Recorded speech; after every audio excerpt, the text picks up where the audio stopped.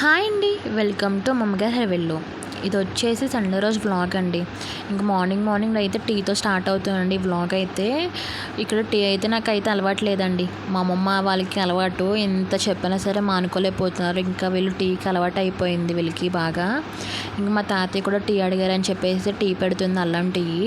ఇంకా టీ కూడా ప్రిపేర్ అయిపోయింది. ఇంకా టీ తాగిన తర్వాత బ్రేక్ఫాస్ట్ వచ్చేసి ఈరోజు మా ఇంట్లో రాగి ఇడ్లీ అనమాట. సండే అంటే ఏదో ఒకటి స్పెషల్ ఉండాలి కదా, అందుకని చెప్పేసి మా అమ్మమ్మ ఈరోజు రాగి ఇడ్లీ అయితే వేశారు. దానికోసం పిండి అయితే నిన్నే రుబ్బేసుకొని పెట్టేసుకున్నారండి మా అమ్మమ్మ. ఇంకా మార్నింగ్కి అది ఫర్మెంట్ అయిపోయింది రాగి పిండి. ఇంకా రాగి పిండిలోకి చట్నీ వచ్చేసి పల్లీలు అలాగే పుట్నాల పప్పుతో చట్నీ చేశారండి. చాలా బాగుంటుంది కాంబినేషన్ అయితే. ఇంకా పల్లీలు కూడా వేగిపోతాయి. వేగిపోయిన తర్వాత ఇంక పక్కన పెట్టేసుకుంటాము. పక్కన పెట్టేసుకున్న తర్వాత ఇక్కడ వచ్చేసి మేము స్టవ్ ఆఫ్ చేసిన తర్వాత లాస్ట్నే వేస్తాం పుట్నాల పప్పు. అప్పుడే బాగుంటుంది. పుట్నాల పప్పు అంతా వేయించక్కర్లేదు. ఇంకా పక్కన పెట్టేసుకొని చల్లారి పెట్టుకుందాము. దాని తర్వాత ఇక్కడ ఇడ్లీ రేకులకి ఆయిల్ అయితే అప్లై చేస్తున్నారండి మా అమ్మమ్మ. ఇక్కడ అప్లై చేసిన తర్వాత ఇంకా పిండిలో కొంచెం వాటర్ అలాగే ఉప్పు కూడా వేసుకొని బాగా కలిపేసుకున్నారు. నైటే రుబ్బేసుకొని పెట్టేసుకున్నారండి మా అమ్మమ్మ. ఎలా అంటే 1 కప్పు గుళ్ళు వేసుకున్నారు, మినపగుళ్ళు. 2 కప్పులు వచ్చేసి రాగులు వేసుకొని ఈ విధంగా పిండి అయితే చేశారండి. అది మార్నింగ్కి ఫర్మెంట్ అయిపోయింది. ఇంకా అలా కలిపేసిన తర్వాత ఇంకా రేకులకి కూడా ఇడ్లీల కింద వేసుకొని ఈ విధంగా ఇంకా ఇడ్లీ పాత్రలో పెట్టేసుకున్నారండి. ఇంక ఇడ్లీలు అయితే కుక్ అవుతూ ఉంటున్నాయి. ఇంకా పప్పు కూడా చల్లారిపోయింది. దానికోసం మిక్సీ గిన్నెలో కూడా వేసుకొని చట్నీ అయితే చేస్తున్నారు పక్కన. అవి తర్వాత చట్నీ అయిపోయిన తర్వాత తాలింపు పోపు కోసం కొంచెం ఆవాలు అలాగే 1 ఎండుమిరపకాయ కరివేపాకు కూడా వేసుకొని ఈ విధంగా పోపు అయితే పెట్టేసుకున్నారు చట్నీలోకి.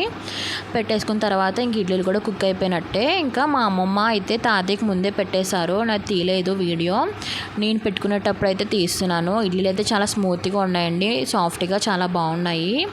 ఇంకా మీరు కూడా ఒకసారి ట్రై చేయండి, ఎలా వచ్చిందో కామెంట్ రూమ్లో కామెంట్ చేయండి మర్చిపోకుండా. ఇంక దాని తర్వాత ఈరోజు మా ఇంట్లో స్పెషల్ వచ్చేసి లంచ్ చికెన్ పలావ్ మాట.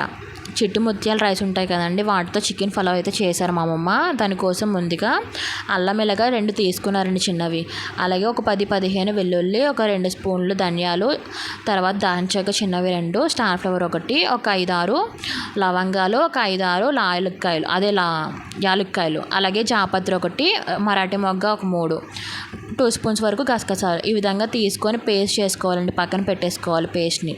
ఈ విధంగా పేస్ట్ పక్కన పెట్టేసుకున్న తర్వాత చికెన్ వచ్చేసి ఒక 1/2 kg చికెన్ని ఇలాగ పసుపు ఉప్పు వేసుకుని కలిపి పెట్టుకుని చికెన్ తీసుకున్నానండి. తీసుకొని ఇప్పుడు ఆ పేస్ట్ 2 స్పూన్స్ అయితే వేసుకున్న తర్వాత మీకు టేస్ట్ సరిపడా సాల్ట్, 1 స్పూన్ పసుపు వేసుకొని 2 స్పూన్స్ వరకు పెరుగు కూడా వేసుకొని, మీ దగ్గర ఉంటే వెన్న కూడా వేసుకోండి. వేసుకుంటే టేస్ట్ చాలా బాగుంటుంది. నా దగ్గర వెన్న ఉందని చెప్పి వేసుకున్నాను.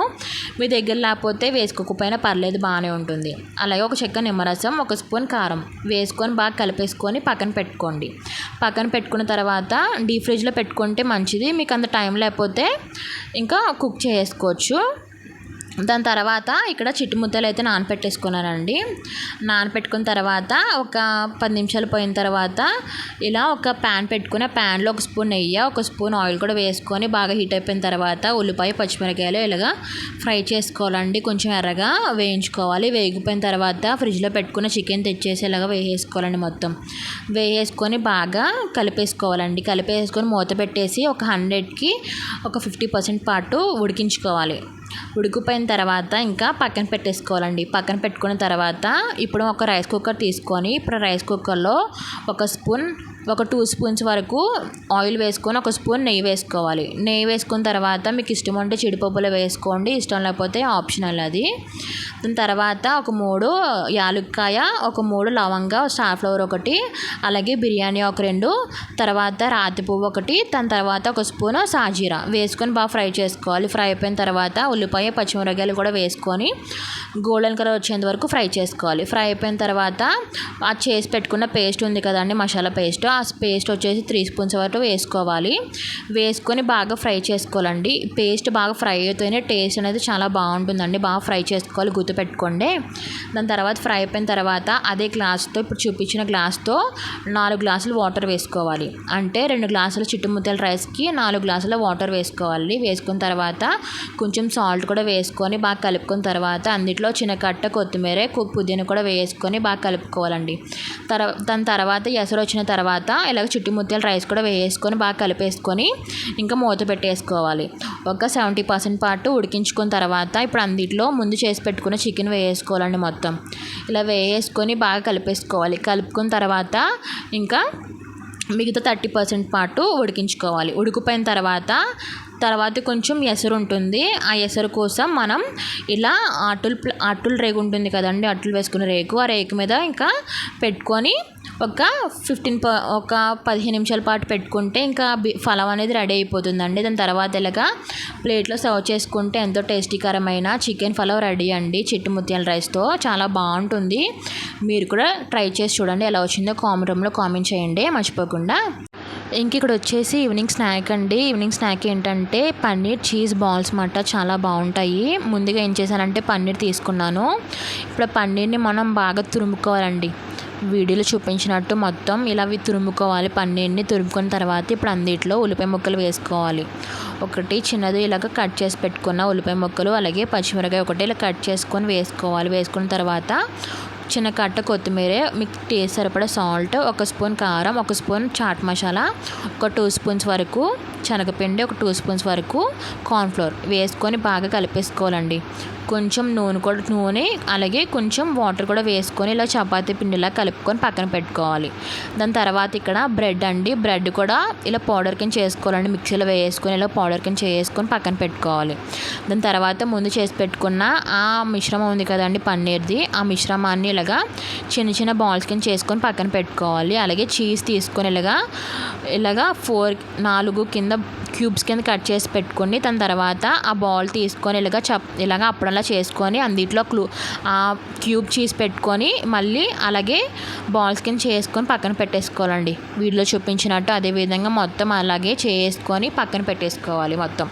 ఇలా మొత్తం పక్కన పెట్టేసుకున్న తర్వాత ఇప్పుడు మనం ఏం చేయాలంటే ఒక బౌల్ తీసుకొని ఆ బౌల్లో 1 స్పూన్ కార్న్ఫ్లోర్ వేసుకొని ఇలాగా వాటర్లో కలుపుకొని పక్కన పెట్టుకున్న ఆ బౌల్స్ని తీసుకొచ్చేసి అందులో డిప్ చేసి ఆ తర్వాత బ్రెడ్లో పెట్టేసుకొని మొత్తం ఇలాగా పైన వేసుకోవాలండి. ఇలాగా వేసుకొని ఇలా పక్కన పెట్టేసుకోవాలి. మొత్తం ఇలా పక్కన పెట్టేసుకున్న తర్వాత ఇప్పుడు మనం ఒక ప్యాన్ తీసుకున్న ప్యాన్లో డీప్ ఫ్రై సరిపడా ఆయిల్ వేసుకోవాలి. ఆయిల్ వేసుకొని ఇలా బాల్స్ అన్నీ వేసుకొని బాగా ఫ్రై చేసుకోవడమే అండి. అంతే అండి. ఇలా ఫ్రై అయిపోయిన తర్వాత ప్లేట్లో పెట్టేసుకొని మీ దగ్గర ఉంటే టమాటో కచప్ కానీ లేకపోతే మైనస్ కానీ వేసుకొని తింటే చాలా బాగుంటాయండి. క్రిస్పీగా లాన్ చీజ్ ఉంటుంది. చాలా టేస్ట్గా ఉంటుంది. ఇలా పిల్లలకి చేసి పెడితే ఇష్టంగా తింటారండి. పన్నీర్ తినలేని వాళ్ళకి ఇలాగ వెరైటీగా చేసి పెడితే ఎంతో ఇష్టంగా తింటారు. మీరు కూడా ఒకసారి ట్రై చేసి చూడండి. ఎలా వచ్చిందో కామెంట్లో కామెంట్ చేయండి. నా రెసిపీస్ కనుక మీకు నచ్చినట్టయితే లైక్ చేయండి, షేర్ చేయండి, అలాగే సబ్స్క్రైబ్ కూడా చేసుకొని పక్కన ఉన్న బెల్ ఐకాన్ క్లిక్ చేయండి. అప్పుడే నేను చేసే వెరైటీ రెసిపీస్ అన్నీ మీకు వస్తాయండి. Thanks for watching my video.